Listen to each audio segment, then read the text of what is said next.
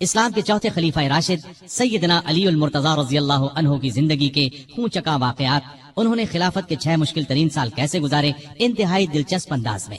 یوں تو اللہ تعالیٰ نے قرآن مجید میں رسول کریم صلی اللہ علیہ وسلم کے سارے ہی صحابہ کو جنت کی بشارت دی ہے، پھر ان صحابہ کا درجہ سب سے بلند بتایا جنہوں نے اسلام لانے میں پہل کی، اللہ کے راستے میں ہجرت کی، کافروں سے جہاد کیا۔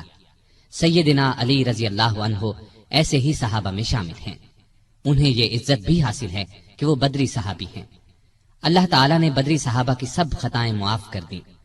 علی بیعت رضوان کرنے والوں میں بھی شامل تھے کہ جن کو اللہ تعالیٰ نے واضح الفاظ میں اپنے راضی ہونے کی خوشخبری دی ہے، پھر انہیں شہادت بھی نصیب ہوئی۔ مسلمانوں کا ایمان ہے کہ راہ حق میں شہید جنتی ہیں۔ ان سب باتوں کے علاوہ سیدنا علی رضی اللہ عنہ ان 10 صحابہ میں بھی شامل ہیں جنہیں دنیا میں جنتی ہونے کی بشارت دی گئی، یعنی عشرہ مبشرہ میں ہیں۔ ان تمام خصوصیات کے علاوہ آپ کی ایک خصوصیت یہ بھی ہے کہ نبی صلی اللہ علیہ وسلم نے اپنی پیاری بیٹی سیدہ فاطمہ رضی اللہ عنہا آپ کے نکاح میں دی۔ اس جلیل القدر ہستی کی زندگی کے اوراق آپ کے سامنے رکھتے ہیں۔ سیدنا علی بن ابی طالب رضی اللہ عنہ 6 صدی عیسوی کے آخری سال یعنی 600 عیسوی میں یا 601 عیسوی میں مکے میں پیدا ہوئے۔ اس وقت رسول کریم صلی اللہ علیہ وسلم کی عمر 30 سال کے قریب تھی، گویا علی رضی اللہ عنہ آپ سے 30 سال چھوٹے تھے۔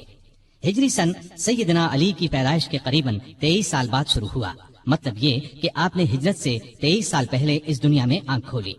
والدہ نے نام اسد یا حیدر رکھا، لیکن والد نے علی نام رکھا، پھر اسی نام پر دونوں کا اتفاق ہو گیا، البتہ حیدر ان کا لقب ہو گیا۔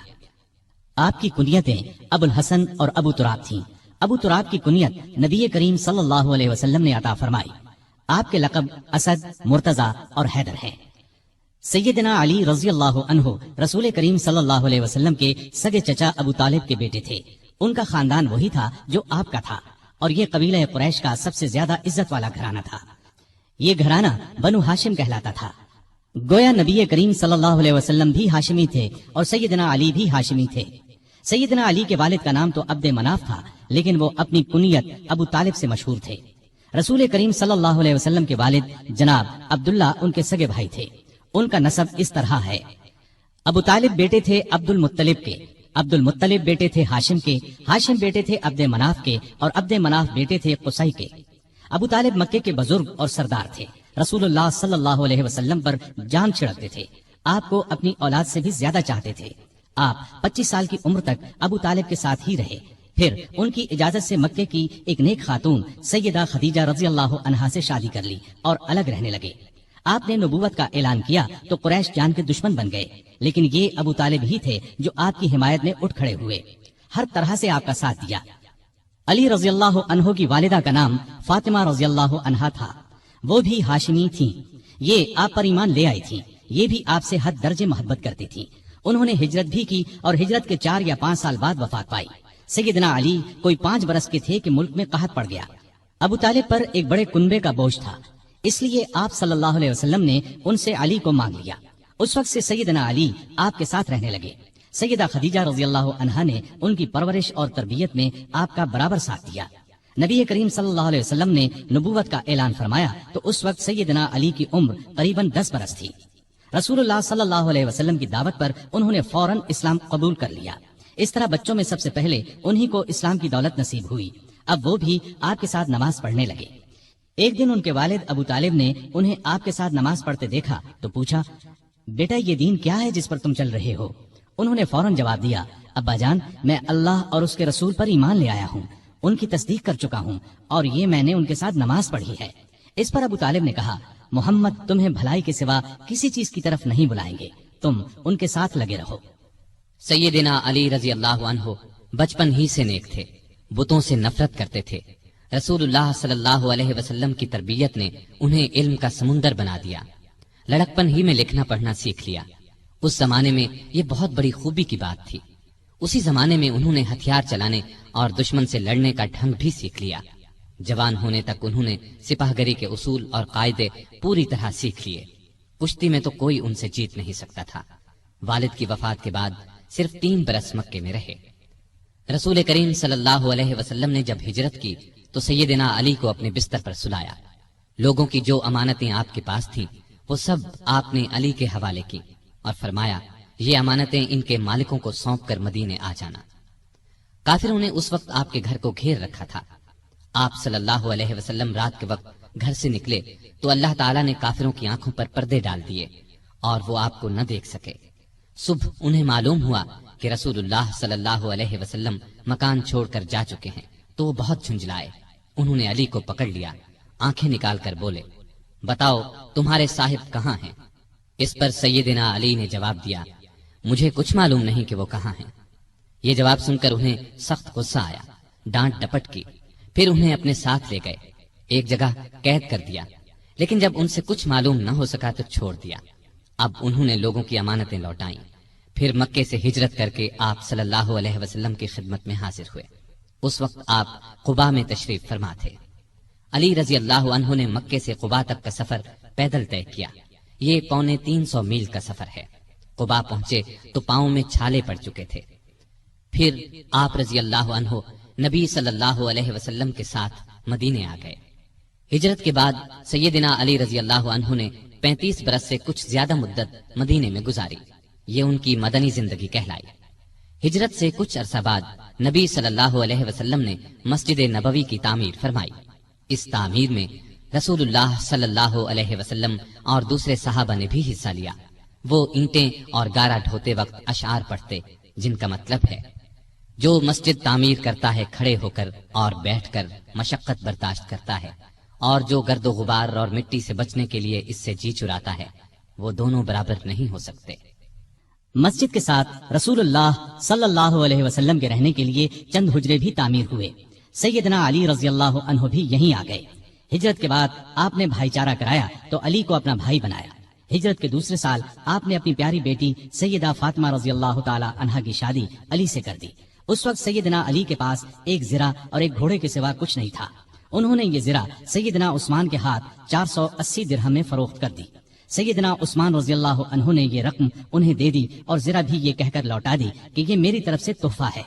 इस रकम से उन्होंने शादी का सामान खरीदा और घर की जरूरत के लिए भी रकम बचाई। नबी करीम सल्लल्लाहु अलैहि वसल्लम ने सहाबा को जमा फरमाया, उनके सामने निकाह पढ़ाया। रुखसती चंद माह बाद हुई। जिरा की कीमत में से जो रकम बची थी उससे सैयदना अली ने वलीमे की दावत का इंतजाम किया। इस दावत में खजूरें, जौ की रोटी, पनीर और एक खास किस्म का शोरबा था। नबी करीम सल्लल्लाहु अलैहि वसल्लम ने रुखसती के वक्त अपनी बेटी को ये चीजें दी, एक चारपाई, एक बिस्तर, चमड़े का एक तकिया जिसमें खजूर की छाल भरी हुई थी, पानी का एक मशकीजा, मट्टी के 2 घड़े, अनाज पीसने की एक चक्की, मट्टी का एक प्याला और 2 चादरें। सैयदा फातिमा जब अपने खावन के साथ उनके घर चली गईं तो नबी करीम सल्लल्लाहु अलैहि वसल्लम वहां तशरीफ लाए। पहले दरवाजे पर खड़े होकर इजाजत मांगी, फिर अंदर दाखिल हुए। एक बर्तन में पानी मंगवाया, दोनों हाथ उस पानी में डाले, हाथों से पानी उन दोनों पर छिड़का, फिर फरमाया, ए फातिमा, मैंने तुम्हारी शादी अपने खानदान के बेहतरीन शख्स से की है। उसी साल रमजान 2 हिजरी में बद्र की लड़ाई पेश आई। शादी के बाद सैयदना अली रज़ियल्लाहु अन्हु सैयदा फातिमा रज़ियल्लाहु अन्हा का बहुत ख्याल रखते थे। वो भी उनकी बहुत इज्जत करती थी। दोनों ने घर के काम आपस में बांट लिए थे। एक रोज आप सल्लल्लाहु अलैहि वसल्लम उनके घर तशरीफ लाए तो अली घर में नहीं थे। सैयदा फातिमा से पूछा तो उन्होंने फरमाया कि मेरा उनसे कुछ झगड़ा हो गया था, गुस्से में घर से बाहर चले गए हैं। आपने उनके बारे में पता कराया तो वो मस्जिद में सो रहे थे। आप मस्जिद में तशरीफ ले गए, वो वाकई वहां सो रहे थे। चादर पहलू से सरक गई थी और मट्टी उनके जिस्म से लग गई थी। आप मट्टी पूछने लगे और फरमाया, अबू तुराब उठो, अबू तुराब उठो। उस रोज से आपका लक़ब अबू तुराब मशहूर हो गया। तुराब मट्टी को कहते हैं, यानी मट्टी वाला। कोई उन्हें अबू तुराब कहता तो बहुत खुश होते। उन्हें दुनिया के सामान और मालो दौलत से बिल्कुल प्यार नहीं था। उनकी जिंदगी फकीराना थी। मेहनत मजदूरी करके रोजी कमाते थे, रूखी सूखी खाकर गुजारा करते थे। लड़ाई के मैदान में जाते तो फरमाया करते थे, लड़ाई के मैदान में मुझे परवाह नहीं होती कि मौत मेरी तरफ आ रही है या मैं मौत की तरफ बढ़ रहा हूँ। इसी दिलेरी की वजह से आप रजी अल्लाह अन्हु असदुल्लाह के लक़ब से मशहूर हुए। बद्र की लड़ाई में सैयदना अली भी शरीक हुए। उनके हाथ में एक झंडा था। दोनों लश्कर आमने सामने हुए तो काफिरों के लश्कर से उतबा, शैबा और वलीद मैदान में निकले और मुसलमानों को मुकाबले के लिए ललकारा।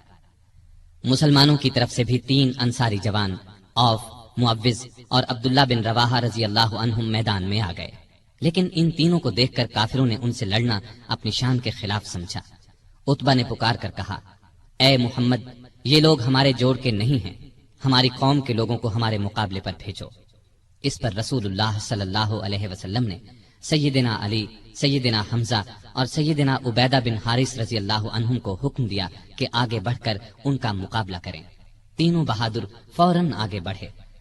उस वक्त सैयदना अली रजी अल्लाह अन्हु ने सर पर सफेद सूफ का तुर्रा लगा रखा था। उनका सामना वलीद से हुआ। सैयदना हमजा का उतबा से और सैयदना उबैदा का शैबा से हुआ। वलीद और उतबा दोनों सैयदना अली और सैयदना हमजा के हाथों मारे गए, लेकिन उबैदा शैबा के हाथों जख्मी हुए। अली शैबा पर झपटे और एक ही वार में उसका काम तमाम कर दिया। जख्मी उबैदा को मैदान से उठा लाए। इसके बाद आम लड़ाई शुरू हुई। सैयदना अली इस कदर पुरजोश अंदाज में लड़े कि जिस तरफ निकल गए काफिरों की सफ़ें काट कर रख दी। दूसरे मुसलमान भी बहुत बहादुरी से लड़े और काफिरों को शिकस्त दी। उनके बड़े बड़े सरदार इस लड़ाई में मारे गए, यहां तक कि अबू जहल भी जहन्नम रसीद हुआ। अगले साल उहुद की लड़ाई हुई। इस लड़ाई की इब्तिदा में काफिरों की तरफ से तलहा बिन अबी तलहा मैदान में निकला और पुकारा, कोई है जो मेरे मुकाबले में आए। ये सुनकर सैयदना अली दौड़कर उसके मुकाबले में आ गए और एक ही वार में उसे ढेर कर दिया। फिर तलहा का एक भाई अबू सईद निकला। सैयदना अली ही ने उस पर भी तलवार का एक वार किया। वो जमीन पर गिर पड़ा और साद बिन अबी वकास के हाथों मारा गया। फिर काफिरों के लश्कर से उनका सबसे बड़ा बहादुर अरतात निकला। उसे अपनी ताकत पर बड़ा घमंड था। उसने ललकार कर कहा, कोई है जो मेरे मुकाबले में आए। अली आगे बढ़े और देखते ही देखते उसका काम तमाम कर दिया। फिर जब आम लड़ाई शुरू हुई तो सैयदना अली और सैयदना हमजा काफिरों की सफों में दूर तक घुस गए और इस कदर तेजी से लड़े कि काफिरों के पांव उखड़ गए। फिर दरे पर मौजूद दस्ते की अपनी जगह से हट जाने पर जब उस तरफ से काफिर मुसलमानों पर हमला आवर हुए और मुसलमानों के पांव उखड़ गए तो चंद बहादुर नबी सल्लल्लाहु अलैहि वसल्लम के साथ मैदान में जमकर खड़े रहे। इनमें सैयदना अली रजी अल्लाह अन्हु भी थे। काफिरों ने आप पर तीरों की बुछाड़ कर दी, बार बार आप पर हमला किया, लेकिन उन सहाबा ने उन्हें हर बार पीछे हटा दिया। आखिर मुसलमान फिर से जमा हुए और काफिरों को मार भगाया। इस लड़ाई में आप सल्लल्लाहु अलैहि वसल्लम के चचा सैयदना हमजा भी शहीद हुए। उस रोज सैयदना अली रजी अल्लाह अन्हु के हाथों कई काफिर मारे गए।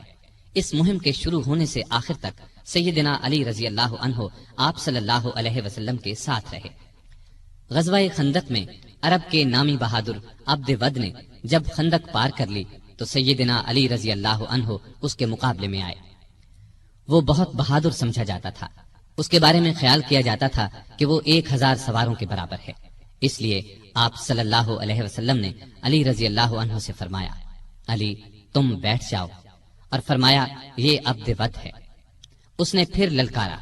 सैयदना अली फिर उठकर आगे बढ़े। आपने इस बार भी बिठा दिया। तीसरी बार फिर उसने मुसलमानों को ललकारा। इस बार सैयदना अली रजी अल्लाह अन्हु ने अर्ज किया, ए अल्लाह के रसूल सल्लल्लाहु अलैहि वसल्लम, मैं जानता हूं ये अब्द वद है, आप मुझे इससे मुकाबले की इजाजत दें। अब आप सल्लल्लाहु अलैहि वसल्लम ने इजाजत दे दी।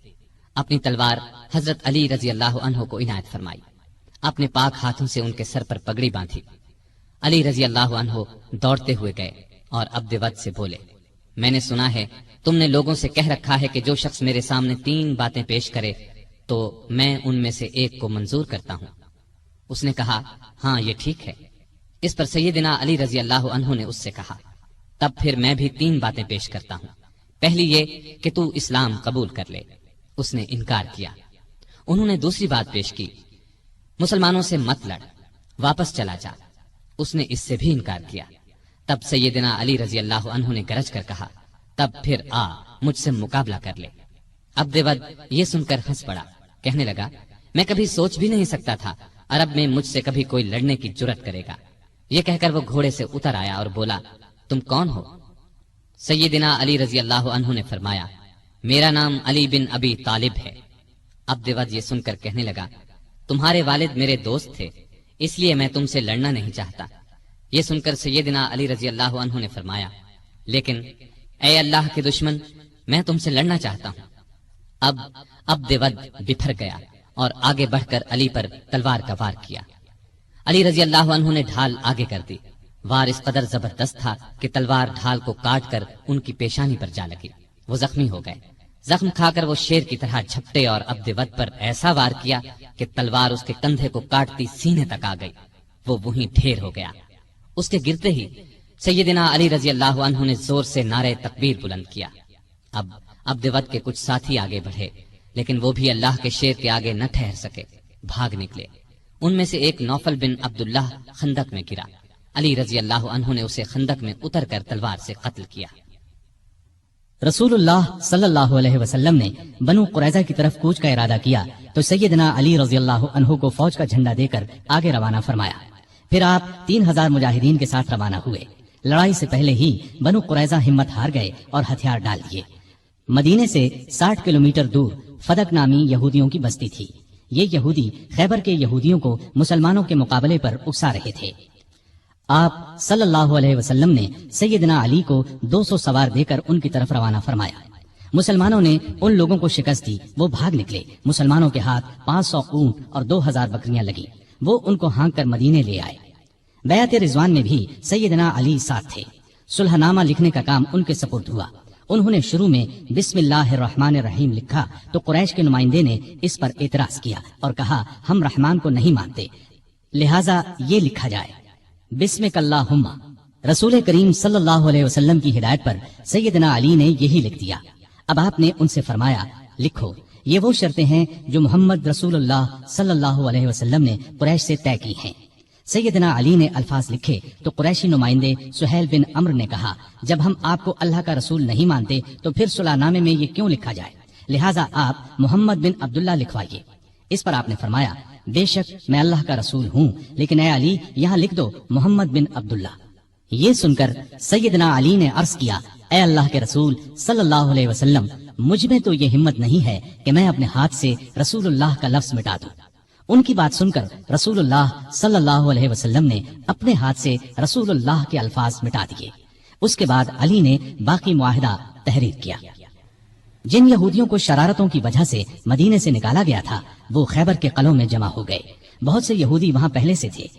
یہ سب مسلمانوں کے خلاف سازشوں سے باز نہیں آ رہے تھے، چنانچہ آپ نے ان کی سرکوبی کا فیصلہ فرمایا۔ وہ مدینے پر حملہ کرنے کی تیاریوں میں بھی مصروف تھے۔ رسول کریم صلی اللہ علیہ وسلم 1600 صحابہ کے ساتھ خیبر کی طرف روانہ ہوئے۔ سب قلعے ایک ایک کر کے فتح ہو گئے، لیکن ایک قلعہ جس کا نام قموس تھا فتح ہونے میں نہ آیا۔ جب آپ کے کئی صحابہ کی کوششیں کامیاب نہ ہو سکیں تو آپ نے فرمایا میں کل جھنڈا ایک ایسے شخص کو دوں گا جو اللہ اور اس کے رسول سے محبت کرتا ہے اور اللہ اور اس کا رسول اس سے محبت کرتے ہیں، جس کے ہاتھ پر خیبر فتح ہو جائے گا۔ دوسرے دن جب تمام صحابہ اس جھنڈے کے منتظر تھے کیونکہ وہ سب اللہ اور اس کے رسول سے محبت کرتے تھے، رسول اللہ صلی اللہ علیہ وسلم نے پوچھا علی کہاں ہیں؟ بتایا گیا ان کی آنکھیں دکھتی ہیں۔ آپ نے انہیں بلایا، آنکھوں میں اپنا لعاب لگایا، وہ اسی وقت ٹھیک ہو گئیں۔ آپ نے انہیں جھنڈا دے کر قموس کی طرف روانہ فرمایا۔ اس قلعے کا حاکم مرحب تھا، یہودیوں کے نامی گرامی بہادروں میں سے ایک۔ سیدنا علی قموس کے سامنے پہنچے تو مرحب زرہ لگا کر اکڑتا ہوا باہر نکلا۔ سیدنا علی کو مقابل دیکھا اور بولا کیا مسلمانوں کی فوج میں تم سے بہتر کوئی آدمی نہیں؟ خیبر جانتا ہے کہ میں مرحب ہوں، ہتھیار بند، بہادر، تجربے کار اور لڑائی کے بھڑکتے شعلوں کا مقابلہ کرنے والا۔ سیدنا علی نے اس کے جواب میں فرمایا میں وہ شخص ہوں کہ میری ماں نے میرا نام حیدر رکھا، جنگل کے شیر کی طرح ہیبت ناک اور بہادر، میں دشمن کو آنکھ جھپکنے میں ختم کر دیتا ہوں۔ مرحب نے آگے بڑھ کر تلوار کا وار کیا۔ سیدنا علی تیزی سے ایک طرف ہو گئے، پھر انہوں نے مرحب پر ایسا بھرپور وار کیا کہ ان کی تلوار اس کے خود کو کاٹ کر کھوپڑی میں اتر گئی۔ پھر فوج کو لے کر آگے بڑھے، قلعے کا دروازہ توڑ کر اندر گھس گئے۔ اس طرح قموس بھی فتح ہو گیا، سارے خیبر پر مسلمانوں کا قبضہ ہو گیا۔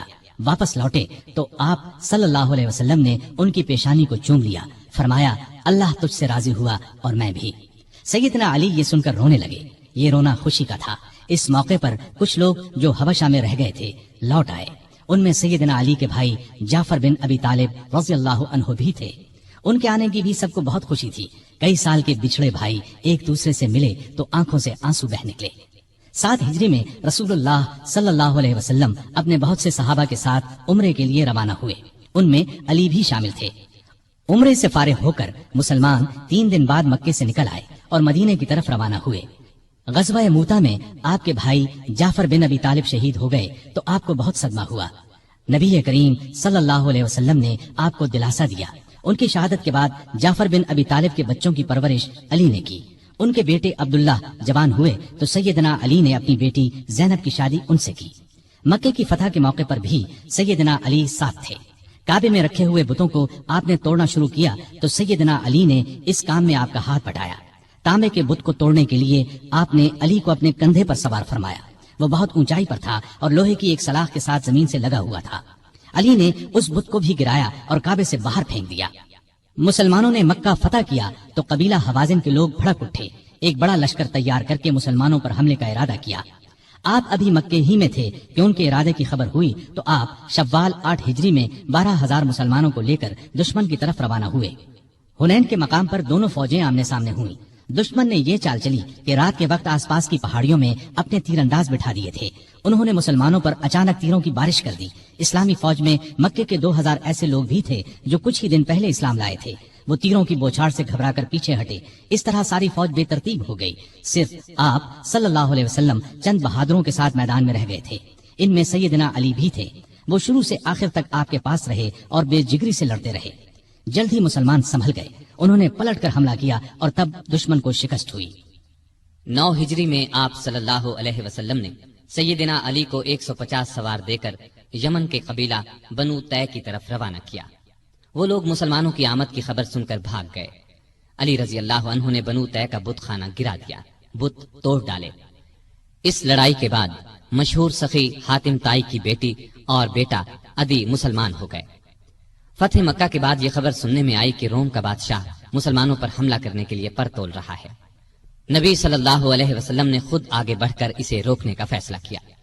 آپ صلی اللہ علیہ وسلم نے اس موقع پر سیدنا علی کو اپنا قائم مقام بنایا اور خود 30,000 فوج لے کر روانہ ہوئے۔ بعض منافقین نے علی کو تانا دیا کہ وہ جنگ سے بچنے کے لیے نہیں گئے۔ اس پر انہیں رنج ہوا، ہتھیار لگا کر روانہ ہوئے، لشکر تک پہنچ گئے۔ نبی صلی اللہ علیہ وسلم نے ان سے آنے کی وجہ پوچھی تو عرض کیا، اے اللہ کے رسول صلی اللہ علیہ وسلم، میں نے شروع سے لے کر آج تک اللہ کی راہ میں لڑنے سے قدم پیچھے نہیں ہٹائے، لیکن معلوم نہیں اس مرتبہ مجھے جہاد میں شریک کرنے کے بجائے مدینے میں کیوں چھوڑ دیا گیا۔ یہ سن کر نبی صلی اللہ علیہ وسلم نے ارشاد فرمایا، اے علی، کیا تم اس بات سے راضی نہیں کہ تمہارا میرے ساتھ وہی تعلق ہو جو موسیٰ علیہ السلام کا ہارون علیہ السلام سے تھا، سوائے اس کے کہ میرے بعد کوئی نبی نہیں ہوگا۔ مطلب یہ تھا کہ جس طرح موسیٰ علیہ السلام کوہ طور پر جاتے وقت ہارون علیہ السلام کو اپنا قائم مقام بنا گئے تھے، اسی طرح میں نے تمہیں اپنا قائم مقام بنایا تھا۔ لیکن ہارون علیہ السلام نبی بھی تھے، جبکہ تم نبی نہیں ہو سکتے، اس لیے کہ میرے بعد کوئی نبی نہیں آئے گا۔ آپ کا یہ ارشاد سن کر سیدنا علی خوش ہو گئے اور مدینے واپس ہو کر آپ صلی اللہ علیہ وسلم کی قائم مقامی کا فریضہ انجام دیتے رہے، یہاں تک کہ آپ تبوک سے واپس تشریف لے آئے۔ مکہ کی فتح کے بعد نبی صلی اللہ علیہ وسلم نے سیدنا خالد بن ولید کو حکم دیا کہ وہ یمن جا کر قبیلہ ہمدان کو اسلام کی دعوت دیں۔ وہ گئے، بہت کوشش کی، لیکن انہوں نے اسلام قبول نہ کیا۔ اب آپ صلی اللہ علیہ وسلم نے سیدنا علی کو بھیجا۔ آپ صلی اللہ علیہ وسلم نے قبیلہ ہمدان کے نام ایک خط بھی دیا۔ علی رضی اللہ عنہ نے وہ خط انہیں سنایا اور اسلام کی دعوت دی۔ اس خط کے الفاظ کا اثر ان پر ہوا۔ پھر سیدنا علی نے جو ان کے سامنے واز کیا وہ بھی بہت اثر انگیز تھا، چنانچہ ان لوگوں نے اسلام قبول کر لیا۔ سیدنا علی رضی اللہ عنہ نے یہ خبر آپ صلی اللہ علیہ وسلم کو بھیجی۔ نبی صلی اللہ علیہ وسلم نے سجدہ شکر ادا کیا اور فرمایا، ہمدان کے لوگوں پر سلامتی ہو، ہمدان کے لوگوں پر سلامتی ہو۔ ہجرت کے 10ویں سال نبی صلی اللہ علیہ وسلم نے علی رضی اللہ عنہ کو ایک اور قبیلے مزہج کی طرف روانہ فرمایا تاکہ انہیں اسلام کی دعوت دی جائے۔ آپ صلی اللہ علیہ وسلم نے ہدایت فرمائی کہ اس وقت تک تلوار نہ اٹھائی جائے جب تک تم پر کوئی حملہ نہ کرے۔ سیدنا علی رضی اللہ عنہ 300 سواروں کے ساتھ مزہج کے علاقے میں پہنچے۔ وہ لوگ لڑنے پر تلے ہوئے تھے، چنانچہ زبردست مارکا ہوا، آخر وہ لوگ بھاگ نکلے۔ اس کے بعد قبیلے کے سردار اور بہت سے دوسرے لوگ خود علی رضی اللہ عنہ کی خدمت میں حاضر ہوئے اور مسلمان ہو گئے۔ نبی صلی اللہ علیہ وسلم نے علی کو وہاں کا قاضی بھی مقرر فرمایا۔ آپ رضی اللہ عنہ چند ماہ وہاں رہے۔ اس دوران میں سیدنا علی رضی اللہ عنہ نے مقدمات کے فیصلے بھی کیے۔ ہجرت کے 10ویں سال رسول کریم صلی اللہ علیہ وسلم نے حج کیا۔ سیدنا علی بھی یمن سے آ کر اس یادگار حج میں شریک ہوئے۔ انہوں نے رسول اللہ صلی اللہ علیہ وسلم کے حکم پر قربانی کے اونٹوں کا گوشت تقسیم کیا۔ حج سے واپس آنے کے کچھ ہی عرصے بعد نبی صلی اللہ علیہ وسلم بیمار ہوئے۔ ہجرت کے 11ویں سال آپ صلی اللہ علیہ وسلم اس دنیا سے تشریف لے گئے۔ یہ صدمہ علی رضی اللہ عنہ کی زندگی کا سب سے بڑا صدمہ تھا۔ انہوں نے عباس رضی اللہ عنہ، ان کے 2 بیٹوں قسم اور فضل رضی اللہ عنہم اور ایک انصاری صحابی کے ساتھ مل کر آپ صلی اللہ علیہ وسلم کو غسل دیا۔ اس وقت انہوں نے نبی صلی اللہ علیہ وسلم کے جسم اطہر کو اپنے بدن سے لگا رکھا۔ قبر مبارک تیار ہو گئی تو سیدنا علی نے فضل بن عباس، اسامہ بن زید اور عبد الرحمن بن عوف رضی اللہ عنہم کے ساتھ مل کر نبی صلی اللہ علیہ وآلہ وسلم کو قبر میں اتارا۔ آپ صلی اللہ علیہ وسلم کے بعد مسلمانوں نے سیدنا ابو بکر صدیق رضی اللہ عنہ کو خلیفہ چن لیا۔ 6 ماہ بعد سیدہ فاطمہ رضی اللہ عنہا بھی اس دنیا سے رحلت کر گئیں۔ ابو بکر کو علی سے بہت محبت تھی، ان کی بہت عزت کرتے تھے، خلافت کے کاموں میں ان سے مشورے بھی لیتے تھے۔ علی بھی ان سے اسی طرح محبت کرتے تھے۔ مرتد ہو جانے والوں سے جنگ ہوئی تو علی نے بھی دوسرے صحابہ کے ساتھ مل کر ان کا مقابلہ کیا۔ ابو بکر رضی اللہ عنہ نے وفات پائی تو حضرت علی رضی اللہ عنہ ان کے دروازے پر آئے اور فرمایا، آپ پر اللہ کی رحمت ہو، آپ رسول اللہ صلی اللہ علیہ وسلم کے پیارے ساتھی اور مدد کرنے والے، اللہ سے سب سے زیادہ ڈرنے والے اور سب سے بڑھ کر دین کو نفع پہنچانے والے تھے۔ اس کے بعد دیر تک ان کی خوبیوں اور بھلائیوں کا ذکر کرتے رہے۔ ابو بکر کی وفات کے بعد عمر فاروق رضی اللہ عنہ خلیفہ بنے۔ انہوں نے مجلس شورا قائم کی تو اس میں علی رضی اللہ عنہ کو بھی شامل کیا۔ ان کی خلافت کا زمانہ 10.5 برس تک رہا۔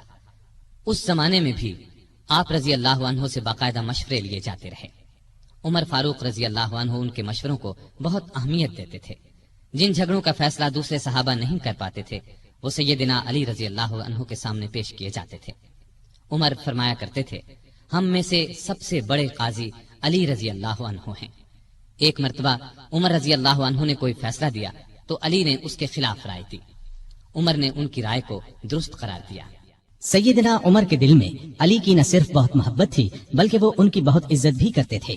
انہیں علی پر پورا بھروسہ تھا۔ 16 ہجری میں بیت المقدس تشریف لے گئے تو سیدنا علی کو اپنا قائم مقام بنایا۔ سیدنا عمر کے زمانے میں سب سے بڑی لڑائی نہاوند کی لڑائی سمجھی جاتی ہے۔ اس موقع پر ایرانیوں کا بہت بڑا لشکر جمع ہو گیا تھا۔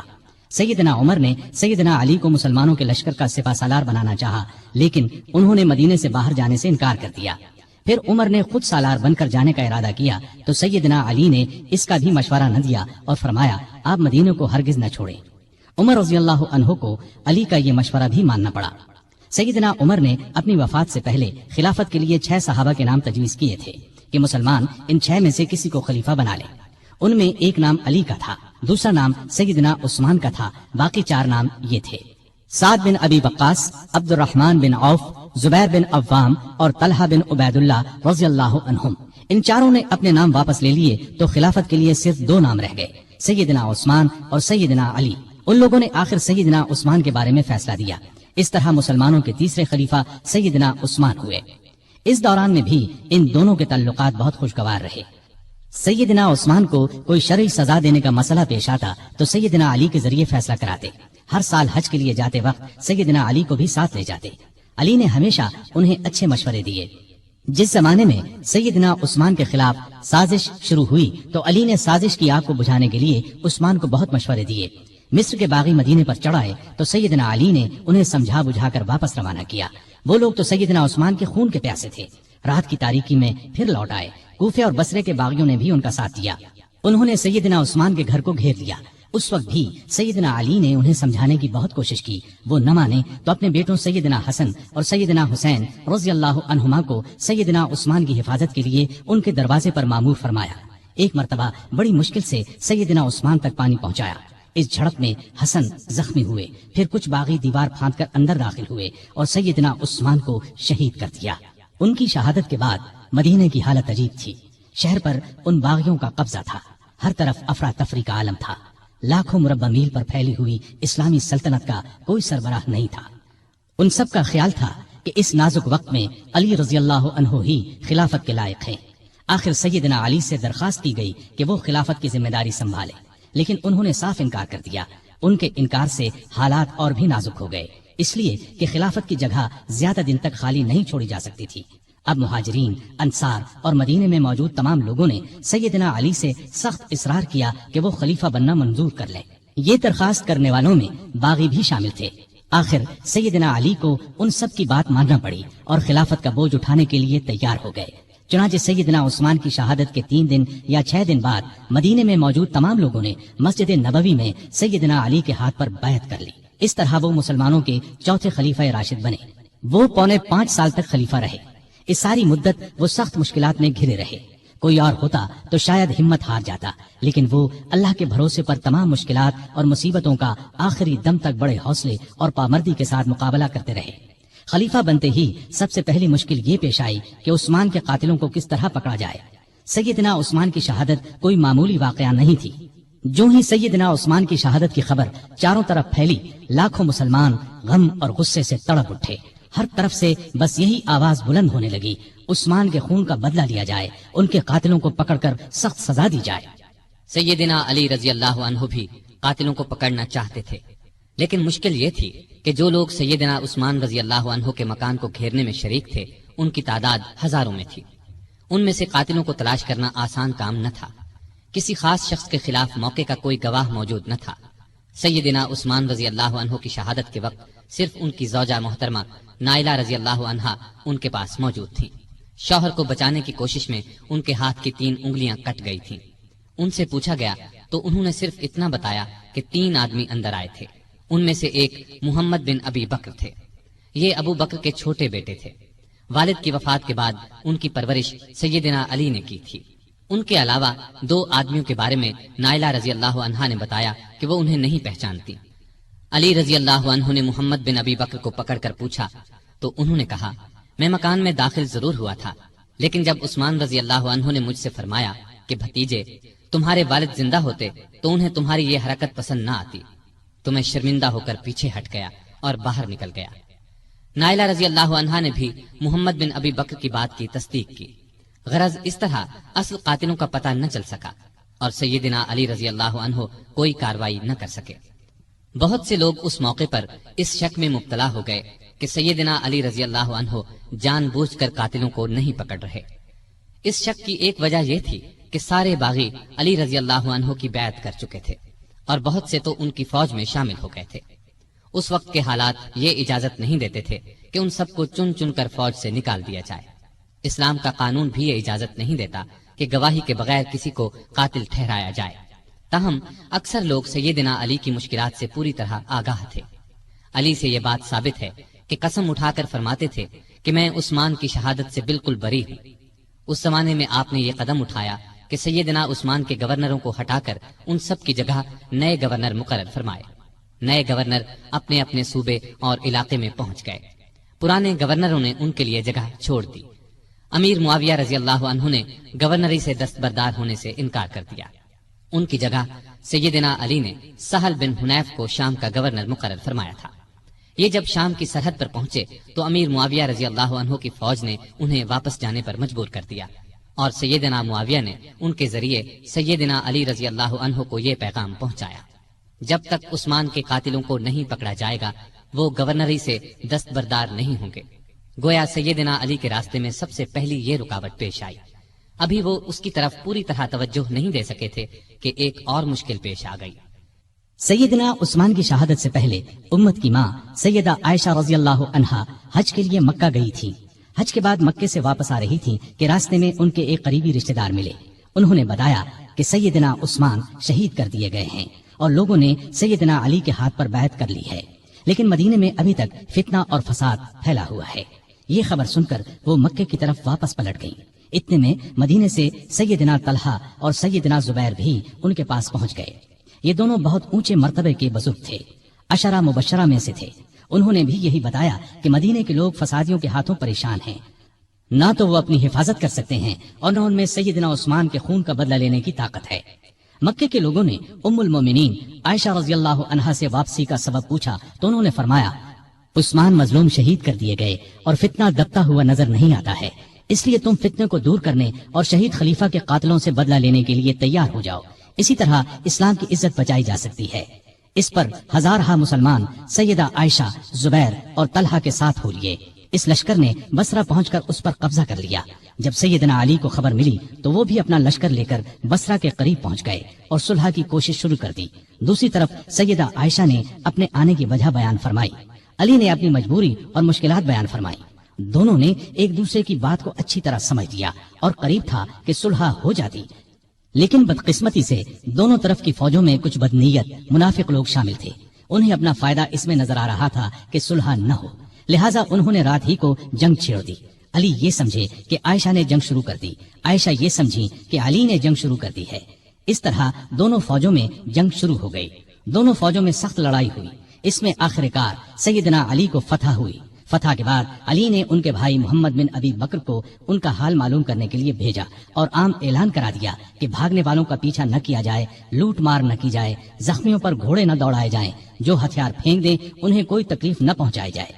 پھر انہوں نے خود سیدہ عائشہ کے پاس جا کر پوچھا، اے مومنوں کی ماں، آپ کا مزاج کیسا ہے؟ انہوں نے فرمایا، ٹھیک ہوں۔ اس کے بعد سیدنا علی نے انہیں چند دن بصرہ میں آرام اور آسائش کے ساتھ ٹھہرایا۔ پھر محمد بن ابی بکر کی نگرانی میں انہیں 40 شریف اور معزز خواتین کے ساتھ مکے کی طرف روانہ کیا۔ اس وقت عائشہ نے فرمایا، میرے بچوں، یہ لڑائی غلط فہمی کا نتیجہ تھی، علی سے نہ پہلے میرا کوئی جھگڑا تھا نہ اب ہے۔ سیدنا علی نے جواب میں فرمایا، آپ سچ فرماتی ہیں، آپ ہم سب کی ماں ہیں، آپ کی عزت کرنا ہم پر واجب ہے۔ پھر وہ مکے آ گئی۔ اس لڑائی میں عائشہ اونٹ پر سوار تھی، اس لیے اس لڑائی کو جنگ جمل کہا جاتا ہے۔ یہ لڑائی جمادی الاخر 36 ہجری میں پیش آئی۔ اس جنگ کے بعد عائشہ رضی اللہ عنہا ہمیشہ پشیمان رہی اور یاد کر کے روتی تھی۔ جمل کی لڑائی کے بعد سیدنا علی رضی اللہ عنہ نے چند دن بصرہ میں قیام کیا، پھر 12 رجب 36 ہجری میں کوفہ چلے آئے اور اس شہر کو حکومت کا صدر مقام یا دارالخلافہ قرار دیا۔ دارالخلافہ پہلے مدینہ تھا۔ یہ فیصلہ انہوں نے اس لیے کیا کہ مدینے کو فساد اور جھگڑوں سے بچایا جا سکے۔ اب انہوں نے پھر شام کی طرف توجہ دی۔ جریر بن عبداللہ کے ہاتھ ایک خط امیر معاویہ کو بھیجا۔ اس میں لکھا کہ تم بھی مہاجرین اور انصار کی طرح میری بیعت کرو۔ اس کے بعد قاعدے کے مطابق شہادت عثمان کا مقدمہ پیش کرو۔ میں اللہ کی کتاب اور رسول اللہ صلی اللہ علیہ وسلم کی سنت کے مطابق فیصلہ کروں گا۔ امیر معاویہ نے اس خط کے جواب میں لکھا کہ آپ عثمان کے قاتلوں کو ہمارے حوالے کر دیں تو میں اور شام کے دوسرے تمام لوگ خوشی سے آپ کی بیعت کریں گے۔ اس طرح کچھ مدت تک خط و کتابت کا سلسلہ چلتا رہا، لیکن صلح کی کوئی صورت نہ بن سکی۔ ادھر شام کے صدر مقام دمشق کی جامع مسجد میں سیدنا عثمان کے خون آلود کپڑے اور نائلہ رضی اللہ عنہا کی کٹی ہوئی انگلیاں رکھ دی گئیں۔ ان کو دیکھ دیکھ کر لوگ زار و قطار روتے تھے، قاتلوں سے بدلہ لینے کا عہد کرتے تھے۔ جب علی کو یقین ہو گیا کہ امیر معاویہ بیعت نہیں کریں گے تو انہوں نے جنگ کی تیاری کی اور قریباً 80,000 فوج لے کر شام کی طرف روانہ ہونے کا ارادہ کیا۔ دوسری طرف امیر معاویہ بھی ایک بڑے لشکر کے ساتھ مقابلے کے لیے آئے۔ دونوں فوجیں دریائے فرات کے قریب پہنچیں۔ شامی فوجوں نے گھاٹ پر قبضہ کر کے پانی پر پہرے بٹھا دیے، لیکن دوسرے دن سیدنا علی رضی اللہ عنہ کی فوج نے شامیوں پر حملہ کر کے انہیں پیچھے دھکیل دیا اور گھاٹ پر قبضہ کر کے سب کے لیے پانی عام کر دیا۔ اب دونوں فوجوں نے صفین کے مقام پر ایک دوسرے کے سامنے مورچے قائم کر لیے۔ یہ مقام شہر حلب کے جنوب مشرق اور شہر ہمس کے شمال مغرب میں دریائے فرات کے کنارے پر تھا۔ 3 مہینے 20 دن تک دونوں فوجیں آمنے سامنے پڑی رہیں۔ اس دوران میں دونوں فریق بات چیت کے ذریعے مسئلہ حل کرنے کی بھرپور کوشش کرتے رہے، لیکن افسوس کسی فیصلے پر نہ پہنچ سکے۔ چھوٹی چھوٹی جھڑپیں ہوتی رہیں۔ عام لڑائی محرم 37 ہجری تک شروع نہ ہو سکی۔ آخر سفر میں دونوں فوجوں میں جنگ شروع ہوئی۔ یہ جنگ کئی دن تک جاری رہی۔ دونوں طرف مسلمانوں کا خون بہتا رہا۔ منافق اور فسادی لوگ اس موقع سے خوب فائدہ اٹھاتے رہے۔ انہی لوگوں کی وجہ سے صلح کی کوششیں ناکام ہوتی رہیں۔ پھر ایک دن علی رضی اللہ عنہ کی فوج نے اتنا زبردست دباؤ ڈالا کہ شامی فوج کے پاؤں اکھڑنے لگے۔ اتنے میں شامی فوج کا ایک دستہ قرآن کو نیزوں پر اٹھا کر آگے بڑھا اور پکار کر کہا، یہ دیکھو ہمارے اور تمہارے درمیان اللہ کی کتاب ہے۔ علی رضی اللہ عنہ کی فوج نے قرآن دیکھ کر ہاتھ روک لیے۔ لڑائی بند ہو گئی۔ اس کے بعد پھر بات چیت شروع ہو گئی۔ آخر طے پایا کہ خلافت کا فیصلہ 2 ثالثوں کے سپرد کر دیا جائے۔ وہ آپس میں مل کر جو فیصلہ کریں گے ان کا فیصلہ سب کو قبول ہوگا۔ ایک ثالث سیدنا علی رضی اللہ عنہ مقرر کریں، دوسرا ثالث امیر معاویہ رضی اللہ عنہ مقرر کریں گے۔ چنانچہ سیدنا علی کی طرف سے ابو موسیٰ اشعری رضی اللہ عنہ مقرر ہوئے اور امیر معاویہ کی طرف سے عمرو بن عاص رضی اللہ عنہ۔ ان سے کہا گیا کہ وہ رمضان کے مہینے تک فیصلہ کر دیں۔ اس کے بعد سیدنا امیر معاویہ رضی اللہ عنہ اپنی فوج کے ساتھ دمشق چلے گئے۔ سیدنا علی کوفے کی طرف روانہ ہوئے۔ اس موقع پر ان کی فوج 2 حصوں میں بٹ گئی۔ ایک حصہ ثالث مقرر کرنے کا حامی تھا، جبکہ دوسرا کہتا تھا کہ قرآن کو چھوڑ کر انسانوں کو حکم یا فیصلہ کرنے والا بنانا گناہ ہے۔ دونوں گروہ آپس میں جھگڑتے رہتے تھے اور بات بات پر تلواریں نکال لیتے تھے۔ علی رضی اللہ عنہ بڑی مشکل سے انہیں کوفہ تک لائے، لیکن 12,000 آدمی جو ثالثوں سے فیصلہ کرانے کے خلاف تھے فوج سے الگ ہو کر ہرورا کے مقام پر چلے گئے۔ ان لوگوں کو خارجی کہا گیا۔ دونوں ثالثوں نے جو فیصلہ دیا وہ ایک دوسرے سے مختلف تھا۔ سیدنا ابو موسیٰ اشعری کا فیصلہ یہ تھا کہ علی اور امیر معاویہ میں سے کسی کو خلیفہ مقرر نہ کیا جائے، انہیں چھوڑ کر مسلمان جسے چاہیں خلیفہ بنا لیں۔ سیدنا عمرو بن عاص کا فیصلہ یہ تھا کہ ابو موسیٰ اشعری نے علی کو خلافت سے الگ کر دیا ہے، میں ان کی جگہ معاویہ کو خلیفہ مقرر کرتا ہوں۔ اس پر ہر طرف شور مچ گیا۔ سیدنا علی کے حامیوں نے یہ فیصلہ ماننے سے انکار کر دیا۔ اب پھر سیدنا علی فوج لے کر دمشق کی طرف بڑھنا چاہتے تھے کہ خارجیوں نے ہر طرف فساد مچا دیا۔ انہوں نے جتھے بنا کر لوگوں کو لوٹنا شروع کر دیا۔ آخر علی رضی اللہ عنہ پہلے ان کی طرف بڑھے۔ نہروان کے مقام پر شدید جنگ ہوئی، 4000 خارجی مارے گئے۔ اس طرح خارجیوں کا زور ٹوٹ گیا، لیکن ان کی ٹولیاں آئے دن فتنہ برپا کرتی رہتی تھیں۔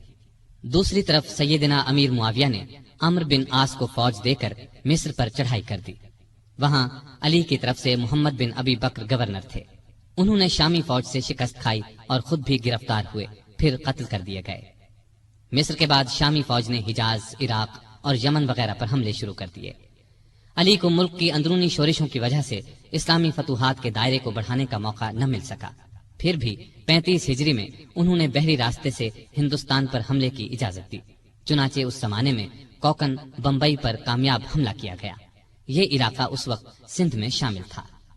نہروان کی لڑائی کے بعد سیدنا علی کا ارادہ شام پر حملہ کرنے کا تھا۔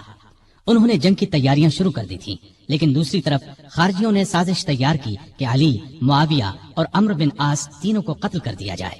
ان کے خیال میں امن اسی صورت میں قائم ہو سکتا تھا۔ چنانچہ اس کام کے لیے 3 آدمی مقرر ہوئے۔ عبد الرحمن بن ملجم نے علی کو، برق بن عبداللہ نے امیر معاویہ کو اور عمرو بن بکر نے عمرو بن عاص کو شہید کرنے کا ذمہ لیا۔ ان بدبختوں نے رمضان 40 ہجری میں ایک ہی روز فجر کی نماز کے وقت ان تینوں بزرگوں پر حملہ کرنے کا فیصلہ کیا۔ مصر کے گورنر عمرو بن عاص اس روز بیمار تھے۔ انہوں نے اس روز خارجہ بن حذافہ کو نماز پڑھانے کے لیے بھیجا، لہٰذا عمرو بن بکر نے ان کے دھوکے میں خارجہ بن حذافہ کو شہید کر دیا۔ دمشق میں برق بن عبداللہ نے امیر معاویہ پر حملہ اس وقت کیا جب وہ مسجد کے دروازے سے نکل رہے تھے۔ انہیں معمولی زخم آیا۔ کوفے میں عبد الرحمن بن ملجم ملعون سیدنا علی کے راستے میں چھپ کر بیٹھ گیا۔ جب وہ فجر کی نماز کے لیے مسجد کی طرف چلے تو ان پر تلوار کا وار کیا، سر پر شدید زخم آیا۔ ابن ملجم کو گرفتار کر لیا گیا۔ سیدنا علی نے اپنے بیٹوں حسن اور حسین کو بلا کر کچھ نصیحتیں کی اور اپنے قاتل کے بارے میں فرمایا، اسے کھانا کھلاؤ، پانی پلاؤ اور اچھی طرح رکھو۔ اگر میں اس زخم سے مر جاؤں تو اسے قتل کرنا، شریعت کا یہی حکم ہے۔ اس کے ناک اور کان وغیرہ نہ کاٹنا۔ اگر میں بچ گیا تو میری مرضی، چاہے اس سے بدلہ لوں یا معاف کر دوں۔ ابن ملجم کی تلوار زہر آلود تھی، وہ اس زخم سے شہید ہو گئے۔ انا للہ و انا الیہ راجعون۔ یہ رمضان کی 17، 18، 19، 20 یا 21 میں سے کوئی تاریخ تھی۔ ہجرت کا 40واں سال تھا اور ان کی عمر اس وقت 63 سال تھی۔ سیدنا علی کو اپنی خلافت کے زمانے میں سکون کا سانس لینا نصیب نہ ہوا، پھر بھی انہوں نے ملکی انتظامات کے سلسلے میں کوئی کسر اٹھا نہ رکھی۔ مزاج میں حد درجے سادگی تھی، اللہ کا خوف بے پناہ تھا۔ فقیرانہ زندگی بسر کی، گورنروں اور افسروں کی سخت نگرانی کرتے تھے۔ کسی عہدیدار کے خلاف شکایت ملتی تو اس کے خلاف کارروائی کرتے۔ آپ کو عدل و انصاف کا حد درجے خیال تھا، سب سے پورا انصاف کرتے تھے، یہاں تک کہ اپنی ذات سے بھی انصاف کرتے۔ ہر ایک کے لیے ان کا دروازہ ہر وقت کھلا رہتا تھا۔ بلا روک ٹوک کوئی بھی ان کے پاس آ سکتا تھا۔ رعایا پر بہت مہربان تھے، ان کی بہتری کے لیے جو ہو سکتا تھا کرتے تھے۔ بازاروں میں گشت کرتے تھے، بیت المال میں جو رقم جمع ہوتی تھی کھلے دل کے ساتھ غریبوں، مسکینوں اور دوسرے حقداروں میں تقسیم فرما دیتے۔ غیر مسلموں کے ساتھ بھی اچھا برتاؤ کرتے تھے۔ بصرے کے گورنر عثمان بن حنیف نے کسی امیر آدمی کی دعوت قبول کر لی۔ آپ کو اطلاع ملی تو اسے لکھا، اے ابن حنیف، میں نے سنا ہے کہ بصرے کے ایک دولت مند نے تمہیں بڑی شاندار دعوت دی۔ تم نے یہ دعوت قبول کر لی اور قسم قسم کے کھانے بڑے اطمینان اور بڑے مزے سے کھائے۔ مجھے تم سے یہ امید نہیں تھی کہ تم اس قسم کی دعوتوں میں شریک ہوا کرو گے جن میں غریبوں کو پوچھا تک نہیں جاتا۔ اپنے حق سے زیادہ بیت المال سے ایک پیسہ بھی لینا حرام سمجھتے تھے۔ ملک کی حفاظت کے لیے چھوٹی بڑی فوجی چھاونیاں قائم کی، کئی مضبوط قلعے بنوائے، دریائے فرات پر ایک پل بنوایا، بعض جگہوں پر مسجدیں بھی بنوائیں۔ عمر بھر کسی نہ کسی صورت دین کی خدمت کرتے رہے۔ کافروں کے خلاف تمام بڑی بڑی لڑائیوں میں رسول اللہ صلی اللہ علیہ وسلم کے ساتھ رہے۔ ہر لڑائی میں جان ہتھیلی پر رکھ کر لڑے۔ یمن کے ہزاروں لوگوں کو اپنی کوششوں سے مسلمان بنایا۔ ان کو ایک بار اطلاع ملی کہ کچھ لوگ ہیں جو انہیں معبود مانتے ہیں۔ آپ نے ان لوگوں کو پکڑوایا اور سخت سزا دی۔ البتہ جن لوگوں نے توبہ کی انہیں چھوڑ دیا۔ سیدنا علی رضی اللہ عنہ نے مثالی زندگی بسر کی۔ تمام زندگی معمولی سے مکان میں رہے۔ دروازے پر کوئی دربان نہیں ہوتا تھا۔ شان اور شوکت سے نفرت تھی۔ کپڑوں میں پیوند لگے ہوتے، پیوند خود ہی لگا لیتے۔ دکانداروں کو چیک کرتے تھے، اپنا وظیفہ اور دوسری آمدنی خیرات کر دیتے تھے۔ ایک دن اپنے خادم قمبر کو بازار لے گئے، اپنے لیے موٹا جھوٹا کپڑا خریدا، اس کے لیے قیمتی۔ اس نے کہا، میرے لیے ایسے کپڑے کی کیا ضرورت تھی؟ آپ نے فرمایا، بھئی تم جوان ہو، تمہارے لیے اچھا کپڑا ہونا چاہیے، میرا کیا ہے، بوڑھا ہوں، بازار سے سودا خود لاتے۔ زریر نامی شخص نے آپ کے دسترخوان پر سادہ کھانا دیکھ کر کہا، آپ کو پرندوں کا گوشت پسند نہیں؟ آپ نے فرمایا، خلیفہ کو مسلمانوں کے مال میں صرف 2 پیالوں کا حق ہے، ایک خود کھائے یا اپنے بچوں کو کھلائے، دوسرا اللہ کی مخلوق کے سامنے پیش کر دے۔ عید سے چند روز پہلے کسی نے آپ کے کپڑوں میں پیوند دیکھ کر کہا، امیر المومنین، آپ 2 درہم میں ایک نیا جوڑا کیوں نہیں خرید لیتے؟ آپ نے فرمایا، مجھے شرم آتی ہے کہ میں نئے کپڑے پہنوں اور کوفے میں ہزاروں آدمیوں نے پرانے کپڑے پہن رکھے ہوں۔ کہیں سے مال آتا تو تمام کا تمام تقسیم کر دیتے، اس میں سے اپنے لیے کوئی خاص چیز لیتے نہ رشتہ داروں کو ان کے حصے سے زیادہ دیتے۔ ایک مرتبہ آپ کی زرہ گم ہو گئی۔ چند دن بعد وہ زرہ ایک یہودی کے پاس نظر آئی۔ آپ نے اس سے کہا، یہ زرہ میری ہے، تمہارے پاس کہاں سے آ گئی؟ اس نے کہا، نہیں، زرہ میری ہے۔ سیدنا علی رضی اللہ عنہ امیر المؤمنین تھے، چاہتے تو اس سے زبردستی لے سکتے تھے، لیکن انہوں نے ایسا نہیں کیا۔ معاملہ کوفے کے قاضی شریح کی عدالت میں لے گئے۔ قاضی صاحب نے آپ کا دعویٰ سنا، یہودی کا جواب سنا، پھر علی سے کہا، اپنے گواہ لائیے۔ انہوں نے فرمایا، میرا بیٹا حسن اور غلام قمبر اس بات کے گواہ ہیں کہ زرہ میری ہے، ان کی گواہی لے لیں۔ قاضی صاحب نے کہا، بیٹے کی باپ کے حق میں اور غلام کی آقا کے حق میں گواہی قبول نہیں کی جا سکتی۔ اس پر سیدنا علی نے فرمایا، عجیب بات ہے، آپ حسن کی گواہی قبول نہیں کرتے، کیا آپ کو معلوم نہیں ہے کہ رسول اللہ صلی اللہ علیہ وسلم نے حسن اور حسین کو جنت کے جوانوں کے سردار فرمایا ہے؟ قاضی صاحب نے کہا، مجھے یہ بات معلوم ہے، لیکن میں حسن کی گواہی نہیں لوں گا۔ اگر کسی کے رتبے کو دیکھ کر فیصلہ دینا ہوتا تو آپ کا یہ فرمانا ہی کافی تھا کہ زرہ میری ہے۔ یہ سن کر علی نے خوش ہو کر فرمایا، مجھے آپ کا فیصلہ منظور ہے، یہ زرہ یہودی کے پاس ہی رہے گی۔ ان کی بات سن کر یہودی پکار اٹھا۔ قاضی صاحب نے جو فیصلہ دیا اور علی نے جس طرح اس فیصلے کو مانا، اس سے مجھے یقین ہو گیا کہ آپ کا دین سچا ہے، یہ زرہ واقعی علی رضی اللہ عنہ کی ہے۔ اس کے ساتھ ہی وہ کلمہ پڑھ کر مسلمان ہو گیا۔ آپ درمیانے قد کے دوہرے بدن کے تھے، چہرہ بہت خوبصورت اور باروب رونق والا تھا۔